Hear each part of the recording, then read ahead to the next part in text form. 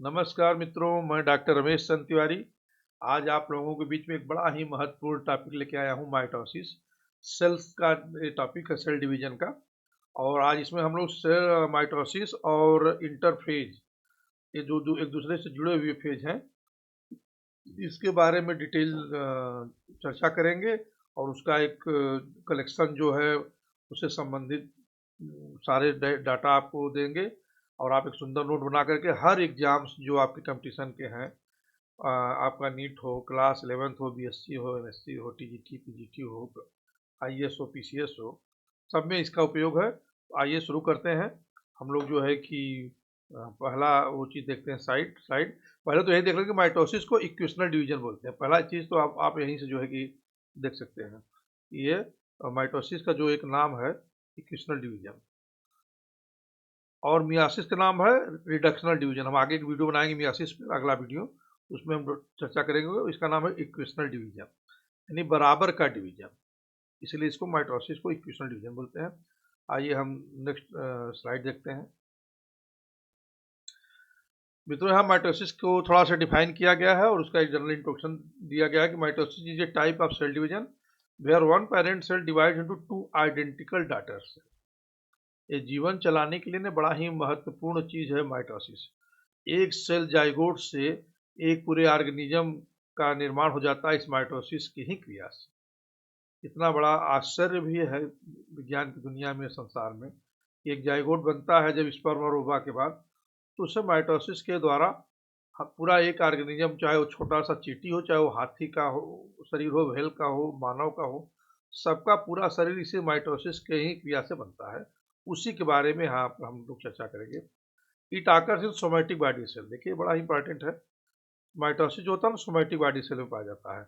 और जो मियासिस है ना, वो जर्म सेल में पाया जाता है। ये भी थोड़ा सा जानते हैं कि मियासिस को जर्मिनल सेल या जर्म सेल में होता है, माइटोसिस सोमैटिक बॉडी सेल में होता है। इसको इक्वेशनल डिवीजन इसलिए बोलते हैं कि यहाँ पर जितना जो सेल अपना जैसा सेम सेल बनाता है, जबकि मियासिस में उसका जो क्रोमोसोम है वो आधा हो जाता है। इसलिए इसको इक्वेशनल डिवीजन के बराबर जैसा सेल है, उसके जैसा ही दूसरा सेल बनेगा, क्रोमोसोम की संख्या इससे बराबर रहेगी। जबकि मियासिस में रिडक्शनल डिवीजन होता है, वहाँ पर क्रोमोसोम की संख्या आधी हो जाती है, इसीलिए इसको इक्वेशनल डिवीजन बनते हैं। और इसमें क्रोमोसोम का देखिए, जो बताया मैंने कि बराबर 2n के बच्चे 2n बनता है, जबकि यहीं अगर मियासिस आता ना, तो 2n से 2n से n बन जाता। लेकिन माइटोसिस में 2n से 2n बनता है। इंपॉर्टेंट किस लिए? ग्रोथ के लिए, रिपेयर के लिए और रीजनरेशन के लिए है। ये हर जगहों पर इसका उपयोग होता है। तो मित्रों, हम लोग चर्चा कर रहे थे यहाँ से। अब आइए जो है कि नेक्स्ट स्लाइड देखते हैं। यहाँ पर माइटोसिस का डिस्कवरी दिखाया गया है, और एनिमल सेल में और प्लांट सेल में। इसका जरूर ध्यान दीजिएगा कि जो माइटोसिस की डिस्कवरी था, वो प्लांट और एनिमल सेल में जो है वो अलग अलग है। एनिमल सेल में जो डिस्कवरी किया था, वो फ्लेमिंग साहब ने 1879 1879 में। और वहीं प्लांट सेल में स्ट्रासबर्गर साहब ने 1875 से 1878 के बीच में किया था। अब इसको याद रखने का ना सिंपल तरीका, जैसे हम लोग तैयारी करते थे तो होता था कि कहीं कंफ्यूज करता है एग्जाम में कि कौन फ्लेमिंग साहब किसका किए हैं और स्ट्रासबर्गर साहब किसका किए हैं। देखो, ध्यान से अगर देखोगे आप, तो इसको इससे याद रखो कि एनिमल सेल में जो है ना, ए आ रहा है, कलर बदल गया।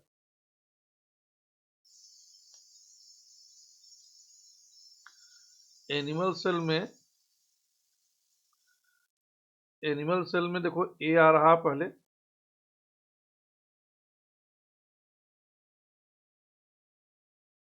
और एफ आ रहा है, फ्लेमिंग साहब।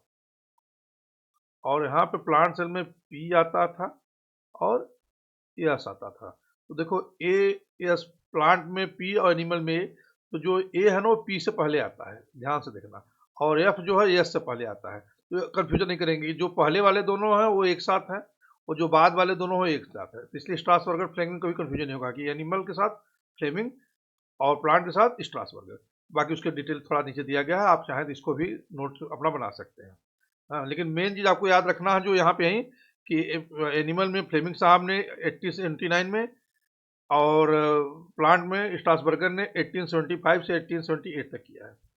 और इसके बाद हम लोग चलते हैं नेक्स्ट स्लाइड पे।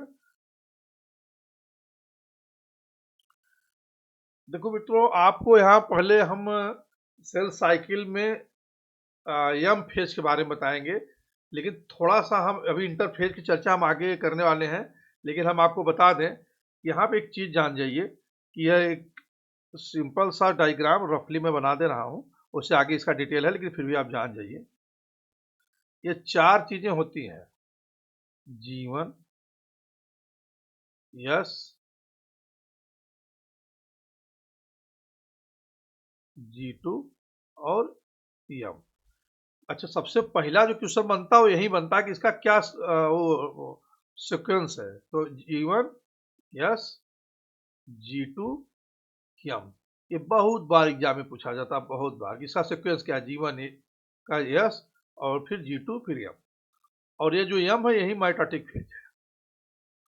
और ये G1, यस और G2 इंटरफेज है ना। तो ये इंटरफेज 90% टाइम लेता है, वो भी डिटेल आगे दिया गया है, थोड़ा सा मैं यहाँ चर्चा कर दे रहा हूँ। और 10% का टाइम माइटोसिस लेता है। तो ये हमारा जो हम लोग पढ़ने जा रहे हैं माइटोसिस ना, ये 10% टाइम लेता है।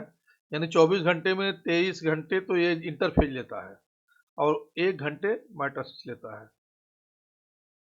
तो 24/1 समझिए है, यानी 1 घंटा ये समय लेता है। या इसको हम उल्टा बोल रहे हैं, इसको होना चाहिए कि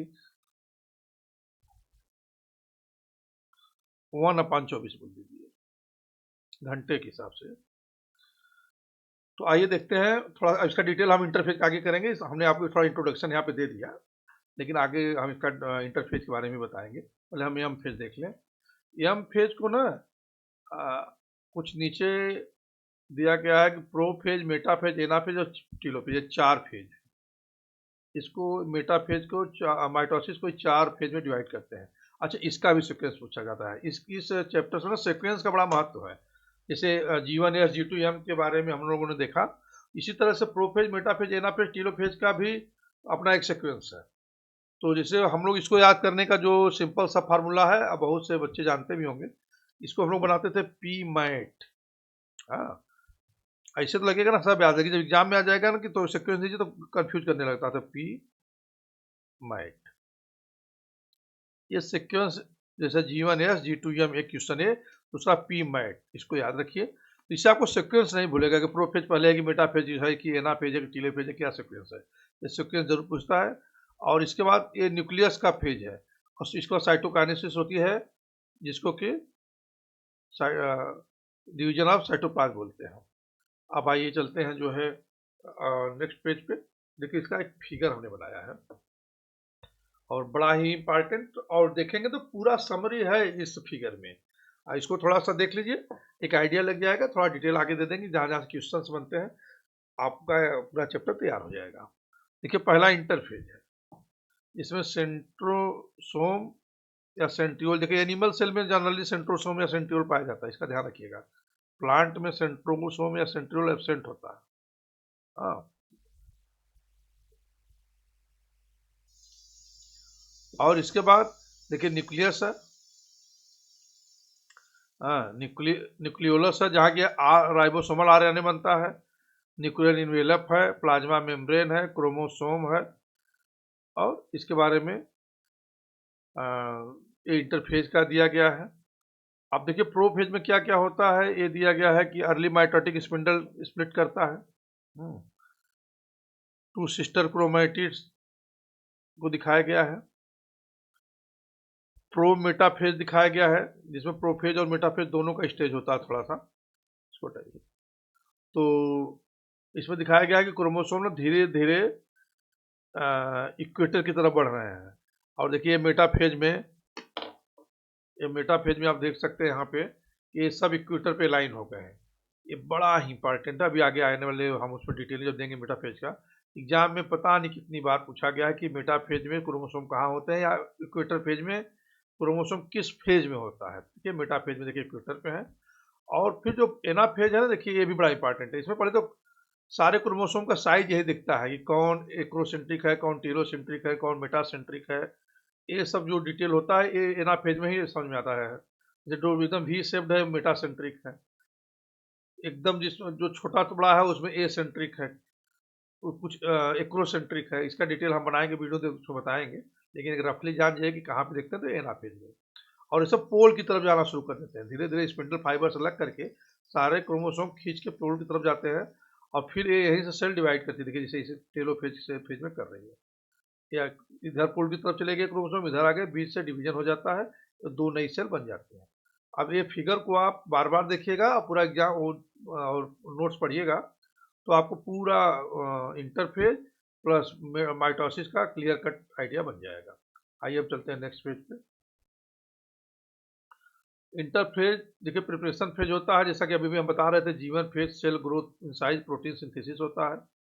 यस फेज जो डीएनए का रेप्लिकेशन होता है, बड़ा ही इंपॉर्टेंट, हर बार पूछा जाता है डीएनए का रेप्लिकेशन या डुप्लीकेशन किस फेज में होता है, तो जान जाइए कि यस फेज में होता है। बहुत बार एग्जाम में पूछा गया है, 2n से 4n हो जाता है, यानी जितना डीएनए उसका ठीक दुगुना बन जाता है। और G2 फेज में ऑर्गेनेल का डुप्लीकेशन होता है, एंजाइम प्रोडक्शन। अच्छा एक बात आपको बात यहाँ बता दें, आगे भी है लेकिन थोड़ा सा जान जाइए। ऑर्गेनेल डुप्लीकेशन से तात्पर्य जानते हैं क्या है? वो ये है कि सारा डुप्लीकेशन तो जीवन फेज में हो जाता है, डीएनए का एस फेज में हो जाता है, लेकिन एनिमल और प्लांट दोनों में माइटोकॉन्ड्रिया और प्लांट में प्लास्टिड, जिसको क्लोरोप्लास्ट इलोकोप्लास्ट आप बोलते हैं, ये दो चीजों का जो डुप्लीकेशन है वो G2 फेज में होता है। इसको बड़े ही अच्छे से याद रखिएगा, बड़ा है, बहुत बार पूछा गया है, बड़ा ही इंपॉर्टेंट है। माइटोकॉन्ड्रिया और प्लास्टिड का डुप्लीकेशन कहाँ होता है? G2 फेज में। इंटरफेज 90% टाइम लेता है, मैं आपको पहले ही बताया था, वहां पे चर्चा किया था। यहाँ भी देखिए वही चीजें हैं। आइए देखते हैं नेक्स्ट स्लाइड पे। हाँ अब देखिए थोड़ा प्रोफेज के बारे में दिया गया है, जैसा कि मैं अभी हम लोग फिगर में देखे हैं। यहाँ पर जो मुख्य मुख्य क्रिया होती है उसको जानिए कि क्रोमेटिन कंडेंस करता है इनटू विजिबल क्रोमोसोम। क्रोमेटिन पतला वाला होता है, जब वो थोड़ा मोटा हो जाता है उसी को क्रोमोसोम बोलते हैं। इसको जानते रहिए कि क्रोमेटिन और क्रोमोसोम में क्या डिफरेंस है। स्पेंडल फाइबर स्टार्ट फार्म, यहाँ पर स्पिंडल फाइबर का बनना शुरू हो जाता है। और centriole move to opposite pole, animal के केस में जो सेंट्रियोल है दोनों पोल की तरफ जाने लगते हैं। और न्यूक्लियर इन्वेलप डिसअपियर, बहुत बड़ी बात है कि यहाँ पर न्यूक्लियर का जो इन्वेलप हो डिसअपियर होता है। और टीलोफेज में रीअपियर होता है, ठीक अपोजिट होता है प्रोफेज का टीलोफेज, इसको भी जानते रहिए।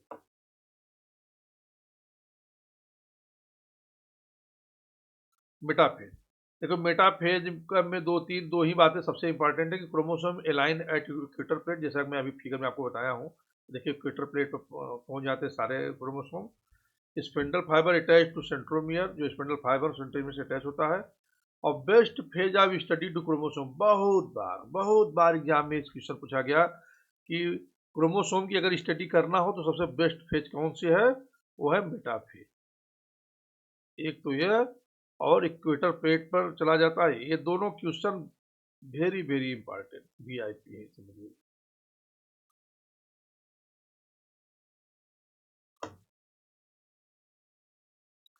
एनाफेज में देखिए क्या होता है, सेंट्रोमियर स्प्लिट करता है। अब आपको यहाँ एक बड़ा इंपॉर्टेंट बात बता दें, आने वाले समय में हमेशा आपको याद रहेगा।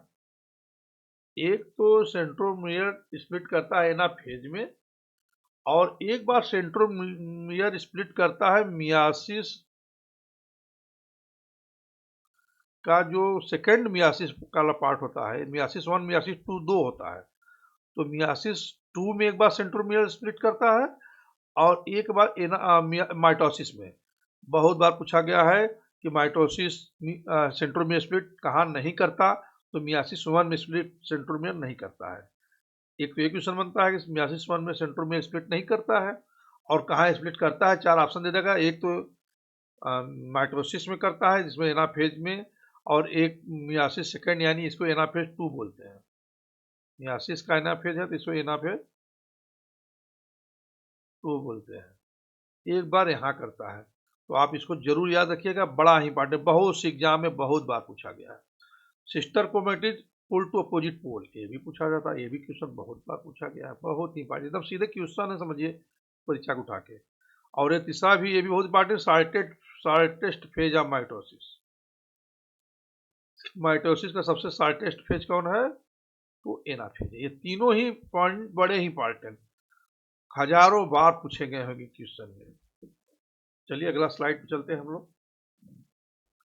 टीलोफेज, देखिए क्रोमेटिड्स डीकंडेंस, जैसा कि मैंने बताया था प्रोफेज में क्या था, क्रोमेटिड कंडेंस कर रहा था, यहाँ क्रोमेटिड डीकंडेंस कर रहा है। और वहाँ पे क्रोमेटिन क्रोमोसोम बदल रहा था, यहाँ पर क्रोमोसोम क्रोमेटिन में बदल रहा है। मैंने कहा तो उसका ठीक अपोजिट है। वहाँ न्यूक्लियर इन्वेलप डिसअपियर हो गया था, यहाँ न्यूक्लियर इन्वेलप रीअपियर हो रहा है। वहाँ पे स्पेंडल फाइबर बन रहा था, यहाँ पे स्पेंडल फाइबर डिसअपियर हो रहा है।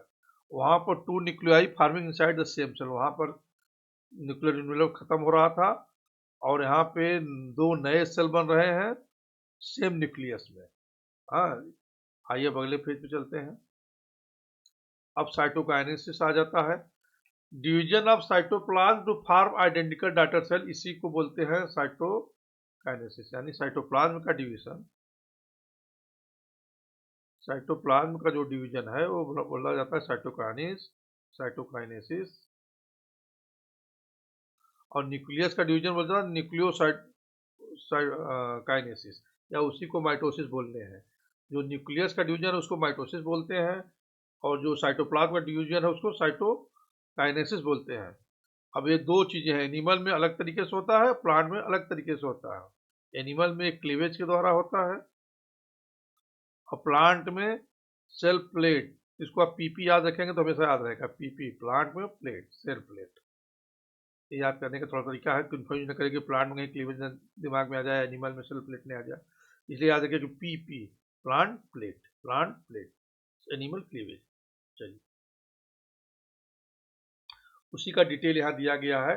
देखिए एनिमल सेल है ये, हाँ एनिमल सेल है, इसमें क्लीवेज फरो मेथड होता है। इसके माध्यम से देखिए जो है कि इसका डिटेल यहाँ लिखा गया, आप पढ़ के नोट बना लीजिएगा। और दो सेल कैसे डिवाइड हो रहा है, यहीं पे देखिए ये प्लांट का दिया गया है। ये देखिए सेल प्लेट बन रही है, और करके दो सेल अलग हो जा रही है। इसका भी डिटेल दिया गया है, आप इसको आराम से पढ़ के नोट्स बना लीजिएगा। लेकिन मेन जानने वाली बात नहीं है कि एनिमल में क्लीवेज फरो मेथड और प्लांट में सेल प्लेट मेथड ये होता है।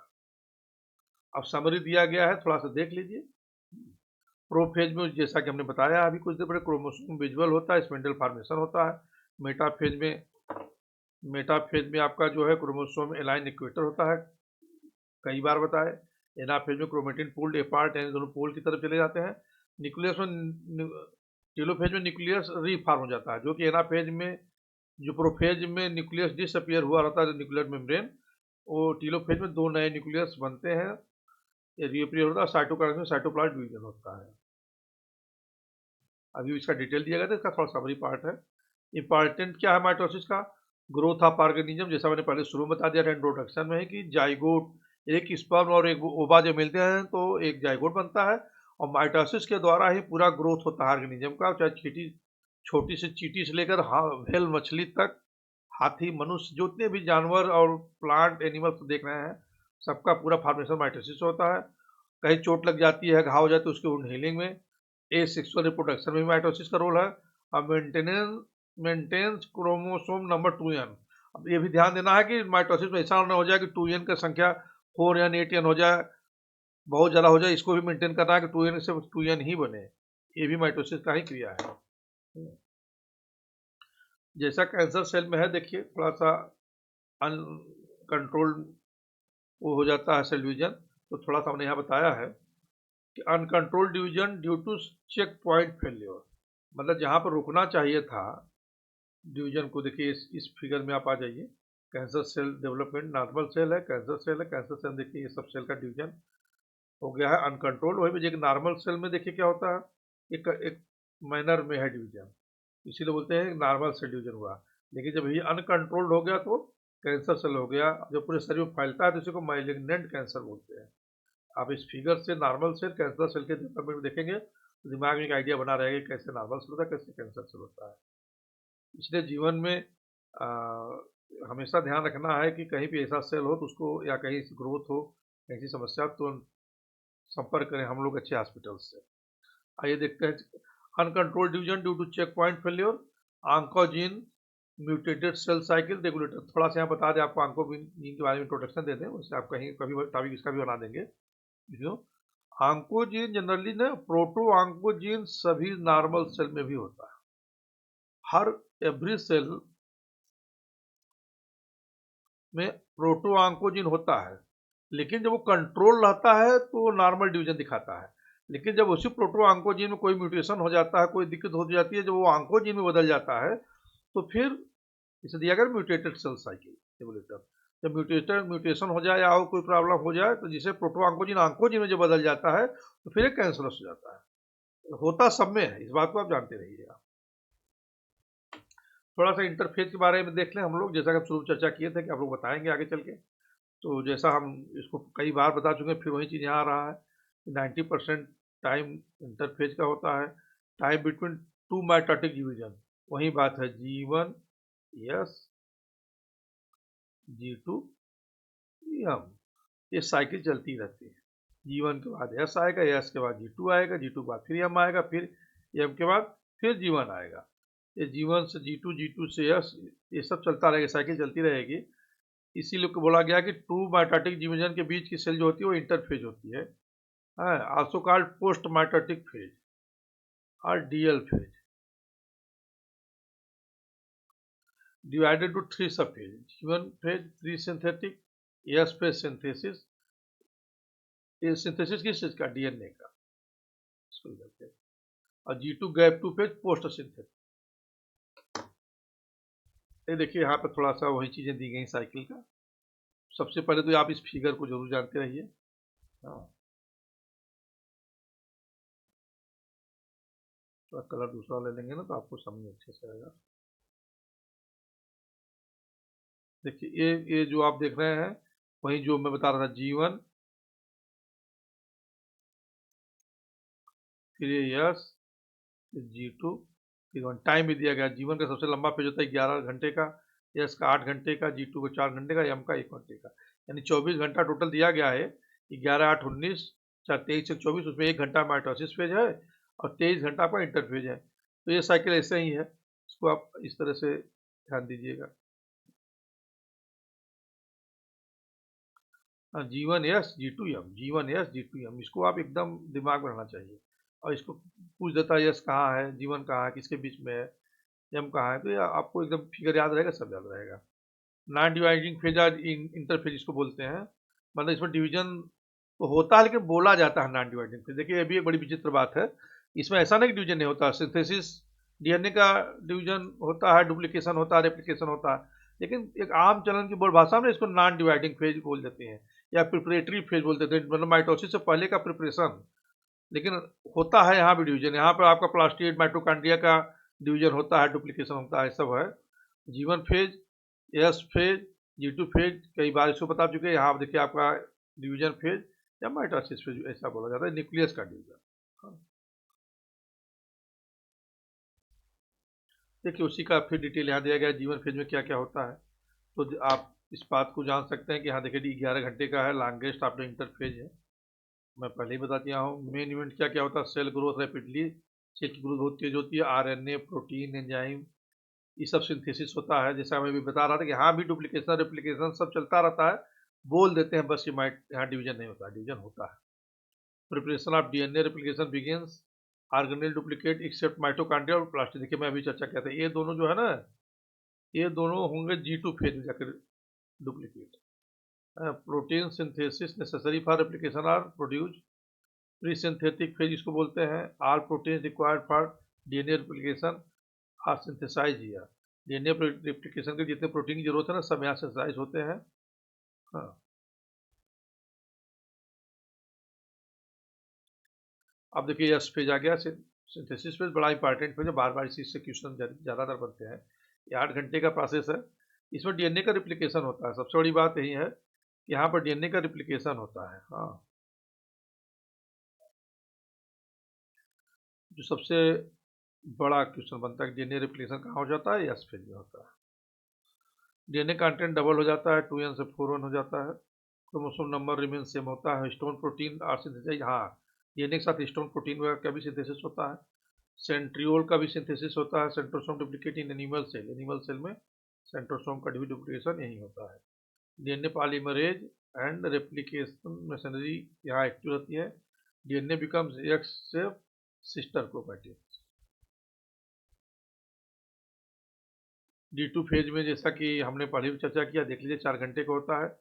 गैप बिटवीन एस फेज और एम फेज के बीच में होता है, वो साइकिल आप याद रखिएगा। यहाँ क्या होता है, large amount of RNA protein synthesize of mitochondria और प्लास्टिड, ये बड़ा इंपॉर्टेंट है, बार बार इसको इंडिकेट कर रहे हैं, ध्यान दीजिएगा। इन दोनों का यहाँ पर डुप्लीकेशन होता है। ट्यूबुलिन प्रोटीन का भी बनता है यहाँ पे, ये भी बहुत इंपॉर्टेंट है। Final preparation of M phase, इसके बाद अब माइटोसिस फेज शुरू होती है। यहाँ पर पूरी तरह से सेल तैयार हो जाती है माइटोसिस करने के लिए।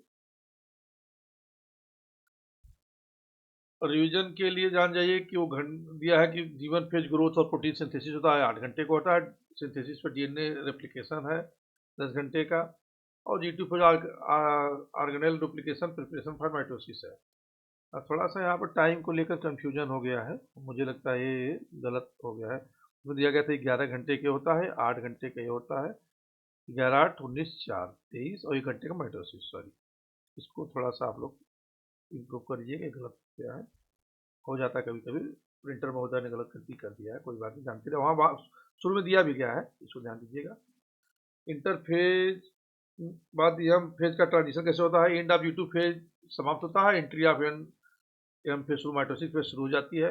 One G2 phase complete the cell inter M phase automatically, जब से गैप 2 फेज समाप्त होता है तो माइटोसिस फेज अपने आप शुरू हो जाता है।